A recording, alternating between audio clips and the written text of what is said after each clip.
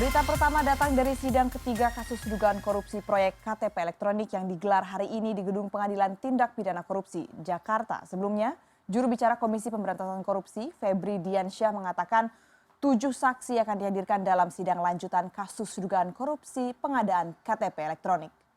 Ketujuh saksi tersebut berasal dari unsur Kementerian Dalam Negeri serta DPR dan masih berkaitan dengan aspek penganggaran proyek KTP elektronik. Sebelumnya dalam sidang lanjutan pada Kamis 16 Maret lalu, jaksa dari KPK menghadirkan 8 saksi. Namun satu saksi mantan Menteri Keuangan Agus Martowardoyo tidak hadir dan satu saksi lain mantan Dirjen Administrasi Kependudukan Kemendagri Rashid Saleh terlambat datang sehingga kesaksiannya ditunda untuk hari ini. Terdakwa dalam kasus ini adalah Direktur Jenderal Kependudukan dan Pencatatan Sipil Kementerian Dalam Negeri Irman dan pejabat pembuat komitmen pada Ditjen Dukcapil Kemendagri Sugiharto.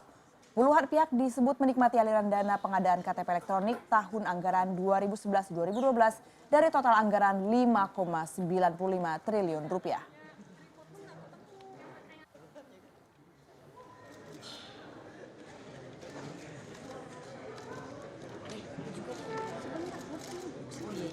Dan langsung saja kita ke Pengadilan Tipikor, sudah ada rekan kami Rifana Pratiwi yang memantau jalannya persidangan. Ya, selamat pagi Rifana. Dari 7 saksi yang diagendakan akan hadir hari ini, apakah 2 itu Agus Martowardoyo dan juga Rashid Saleh telah hadir? Ya, selamat pagi Joy dan juga Anissa. Sidang kasus dugaan korupsi proyek pengadaan KTP elektronik berbasis nomor induk kependudukan tahun 2009 hingga 2014 hari ini kembali dilanjutkan di Pengadilan Tindak Pidana Korupsi, dan baru saja sekitar 15 menit yang lalu majelis hakim yang berjumlah 4 orang membuka jalannya sidang, dan betul sekali bahwa agenda sidang hari ini adalah pemeriksaan saksi yang diajukan oleh jaksa penuntut umum. Dari agendanya 7 orang yang diajukan, ternyata hanya 5 orang saja yang hadir di dalam ruang sidang. 2 orang yakni Dian Hasana yang merupakan PNS aktif di Kementerian Dalam Negeri tidak bisa hadir di persidangan karena sakit, sementara Miriam S. Haryani, politisi Hanura yang merupakan anggota Komisi 2 DPR periode 2009 hingga 2014 sampai saat ini tidak memberikan konfirmasi apakah ia akan hadir di persidangan. Sementara yang tadi kami melihat kehadirannya di dalam ruang sidang untuk bersaksi pada hari ini 5 orang.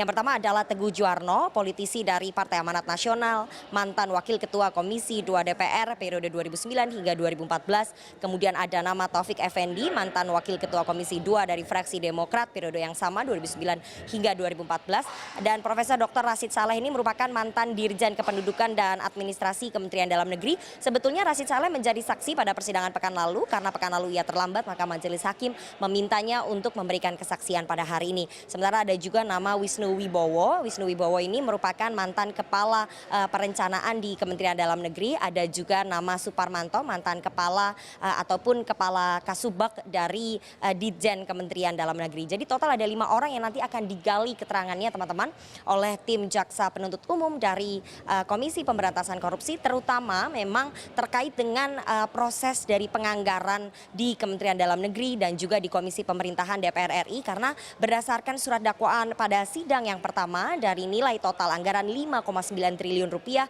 ini total kerugiannya yang paling banyak adalah 2,3 triliun rupiah dari proses penganggaran di DPR RI. Dan nanti 2 orang anggota dari Komisi 2 DPR RI yakni Teguh Juwarno dan juga Taufik Effendi akan ditanya lebih lanjut terkait dengan aliran dana yang mengalir ke rekening mereka. Ada 3 kali aliran dana secara bertahap yang diberikan oleh pengusaha Andi Narogong yang diduga dekat sekali dengan Ketua Fraksi Golkar Setia Novanto. Untuk Taufik Effendi ada 3 kali pemberian aliran dana. Yang pertama sebesar $50.000 Amerika Serikat, kemudian $20.000 Amerika Serikat dan $25.000 Amerika Serikat. Jadi total ia menerima $95.000 Amerika Serikat. Sementara untuk Teguh Juwarno tahapan pertama ia diduga menerima $100.000 Amerika Serikat, kemudian $20.000 Amerika Serikat, dan yang terakhir adalah $25.000 Amerika Serikat. Tadi sebelum sidang kami sempat meminta konfirmasi kesiapan dari kedua politisi DPR RI ini, terutama tadi Teguh Juwarno agak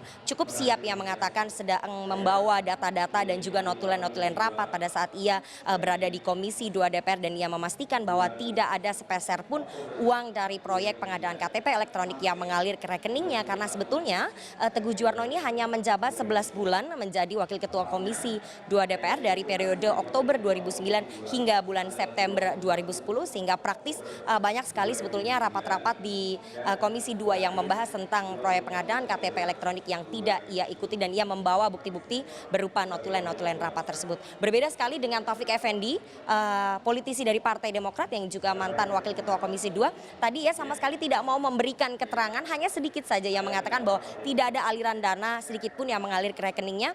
Namun sayang sekali keterangan dua orang ini sebetulnya tadinya akan dikonfrontir dengan keterangan dari Miriam S. Haryani, politisi dari Partai Hanura, yang di surat dakwaan pada sidang pertama ini sangat terlihat aktif sekali meminta uang kepada terdakwa Irman dan juga Sugiharto. Namun sayang sekali sampai saat ini Miriam S. Haryani tidak memberikan konfirmasi apakah ia akan hadir dalam persidangan, teman-teman.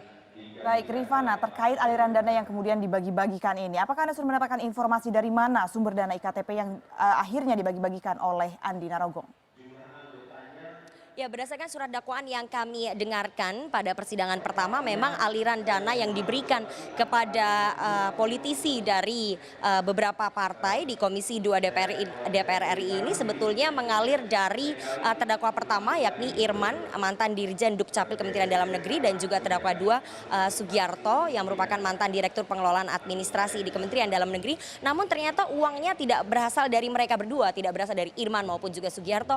Namun uang tersebut mereka minta dari pengusaha yang biasa menjadi rekanan dari Kementerian Dalam Negeri, yakni Andi Agustinus atau yang biasa dikenal dari Andi Narogong, teman-teman. Ya, Rifana, terima kasih atas laporan Anda langsung dari Tipikor, Jakarta. Dan kita akan beralih ke informasi selanjutnya, di mana selama berjalannya penyelidikan dan penyidikan terkait kasus mega korupsi KTP elektronik, KPK telah memeriksa 294 saksi fakta dan 5 saksi ahli untuk tersangka Sugiharto. Dalam dakwaan KPK, banyak nama anggota DPR yang disebut menerima uang dari proyek EKTP. Bahkan banyak di antaranya juga pernah dipanggil KPK untuk memberikan kesaksian atas kasus tersebut. Setia Novanto pernah dipanggil KPK karena ketika itu dirinya menjabat ketua fraksi Partai Golkar periode 2009-2014. Anas Urbaningrum yang kini menjadi tahanan KPK dalam kasus proyek Hambalang juga pernah dipanggil KPK karena kala itu menjadi ketua fraksi Partai Demokrat DPR RI. Ganjar Pranowo yang merupakan politisi PDI Perjuangan saat IKTP bergulir, dirinya merupakan wakil ketua Komisi 2. Ganjar disebut dalam surat dakwaan KPK menerima uang. Selanjutnya adalah Ade Komarudin yang merupakan sekretaris fraksi Partai Golkar DPR RI tahun 2009-2014. Dan berikut nama-nama anggota DPR lainnya periode 2009-2014 yang pernah dipanggil KPK dalam kasus proyek IKTP.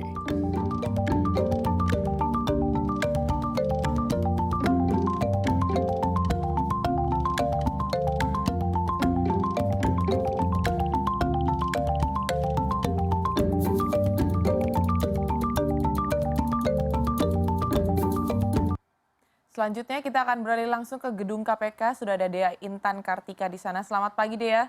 Kapan persisnya jika Anda sudah mendapatkan informasi Setia Novanto akan dihadirkan sebagai saksi di persidangan? Selamat pagi teman-teman, hingga saat ini kami belum memperoleh informasi kira-kira kapan Setia Novanto akan dihadirkan sebagai saksi dalam kasus dugaan mega proyek EKTP yang saat ini sedang disidangkan di Pengadilan Negeri, maksud kami Pengadilan Tindak Pidana Korupsi Jakarta. Namun jika kita melihat dari berkas dakwaan yang sudah dibacakan pada sidang perdana beberapa waktu yang lalu, nama Setia Novanto yang kala itu menjabat sebagai ketua fraksi golongan karya atau partai golongan karya di parlemen memang disebut berkali-kali, dan KPK sendiri juga mengendus adanya pertemuan-pertemuan informal yang kemudian dilakukan oleh Setia Novanto bersama dengan pengusaha yang bernama Andi Narogong. Dan memang kita tahu Setia Novanto dan juga Andi Narogong juga disebut berkali-kali dalam berkas dakwaan baik milik terdakwa Irman maupun Sugiharto. Dan inilah yang kemudian akan didalami oleh pihak Komisi Anti Rasuah, adakah kemudian memang niat kesengajaan tindak pidana korupsi yang dilakukan oleh Setia Novanto dalam proses penganggaran di parlemen. Selain nama Setia Novanto, kemudian juga ada Andi Narogong, KPK kemarin sempat mengungkapkan bahwa akan memanggil sejumlah saksi lagi untuk bisa melengkapi proses penyidikan di KPK, yaitu adalah nama mantan Menteri Keuangan Agus Martowardoyo.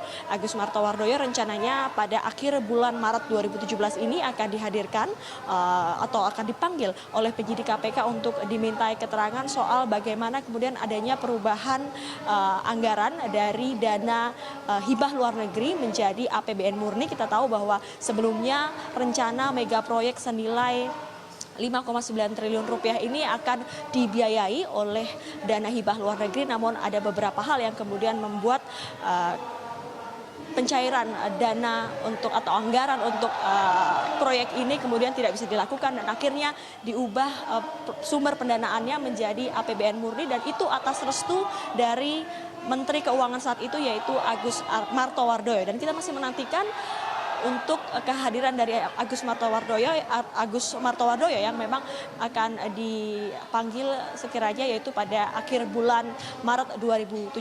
Joy.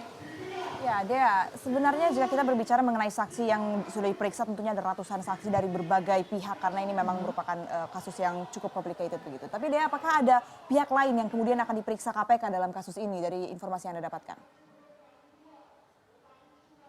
Tentunya berdasarkan surat dakwaan yang kemarin sudah dibacakan di hadapan persidangan, kemarin kami juga sempat berbincang dengan juru bicara KPK yang tidak menampik bahwa akan mengundang sejumlah pihak baik dari parlemen, kemudian dari Kementerian Dalam Negeri dan juga pengusaha swasta yang tentunya bisa saja terlibat dalam kasus ini. Dan yang pasti yang seperti yang saya sebutkan tadi teman-teman, bahwa KPK memastikan akan memanggil mantan Menteri Keuangan Agus Martowardoyo untuk bisa ditanyai soal pencairan anggaran atau dana untuk membiayai proyek EKTP yang bernilai hingga 5,9 triliun rupiah. Teman-teman. Ya, Dea Intan Kartika, terima kasih atas laporan Anda langsung dari Gedung KPK Jakarta. Ini ada informasi juga masih seputar KPK, usulan revisi Undang-Undang KPK yang kembali mencuat belakangan bukanlah hal yang baru dalam program legislasi nasional yang dibahas di parlemen. Namun, wacana yang kembali muncul di tengah kasus besar ini yang bernama korupsi KTP elektronik ini membuat banyak pihak menilai revisi ini digunakan untuk menghadapi kasus korupsi yang diduga banyak menyeret nama anggota dewan. Menurut penelitian Pusat Kajian Anti Korupsi Universitas Gadjah Mada, revisi Undang-Undang Nomor 30 Tahun 2002 tentang Komisi Pemberantasan Korupsi justru akan melemahkan upaya pemberantasan korupsi oleh KPK. Terdapat 4 poin yang menjadi sorotan dalam revisi Undang-Undang KPK ini, antara lain pembentukan Dewan Pengawas, pengaturan penyadapan, wewenang KPK mengangkat penyidik mandiri, dan penerbitan surat perintah penghentian penyidikan atau SP3. Mencuatnya kembali wacana revisi Undang-Undang KPK juga disinyalir terkait dengan aspek momentum politik, yaitu bersamaan dengan mencuatnya kasus dugaan korupsi KTP elektronik. Seperti diketahui, kasus yang tengah bergulir itu menyeret nama-nama besar baik dari pemerintah maupun anggota dewan. Potensial tersangka dalam kasus EKTP itu ada 3 kelompoknya. Ada yang dari eksekutif, Kementerian Dalam Negeri, ada yang dari legislatif, anggota DPR, banyak sudah disebut, termasuk ada nama gubernur juga yang disebut. Kemudian ada dari perusahaan. Nah ini kalau ini goal, revisi Undang-Undang KPK ini, kalau ini lurus, tidak ada hambatan, jalan tol, maka wassalam lah. Revisi Undang-Undang KPK bukanlah barang baru dalam program legislasi nasional yang dibahas DPR. Menjadi perhatian kemudian, sebab wacana tersebut kembali mencuat ketika Komisi Anti Rasuah tengah gencar membongkar kasus mega korupsi yang diduga banyak menyeret nama anggota parlemen. Agus Firmansyah, CNN Indonesia.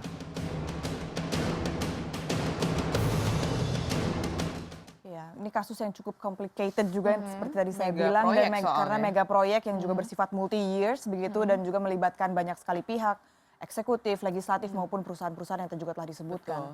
Kalau saya pernah dibilangin waktu itu di politik there's no such thing as a coincidence. Mungkin ini bisa Di dipraktikkan baliknya juga. sebenarnya ada apa begitu Betul, ya. karena bisa jadi. undang-undang revisi KPK itu memang bukan hal yang baru, tapi kenapa selalu muncul setiap kali ada kasus yang menyeret banyak anggota dewan begitu. Betul, karena memang juga seperti yang kita ketahui, kasus ini terjadi dimulainya sejak tahun 2011 lalu, sudah cukup lama dan kemudian akhirnya terkuak di saat sekarang tahun 2017, di mana ini dikatakan juga memang ada will power atau will politik dari pemerintah sekarang ini untuk akhirnya membuka kasus mega korupsi ini. Betul, tapi wakil ketua DPR, maksud saya wakil DPR sudah Fadlizon bilang bahwa revisi Undang-Undang KPK ini tidak ada hubungannya dengan mega proyek IKTP yang sekarang lagi di sidang ini. Tapi ya kita lihat memang agak lihat sulit ya untuk perkembangannya. dibuktikan apakah ini berhubungan atau tidak. Tapi ya kita lihat bagaimana nanti perjalanannya dari kedua revisi itu. Betul, tentunya kita akan terus update juga perkembangan kasus ini.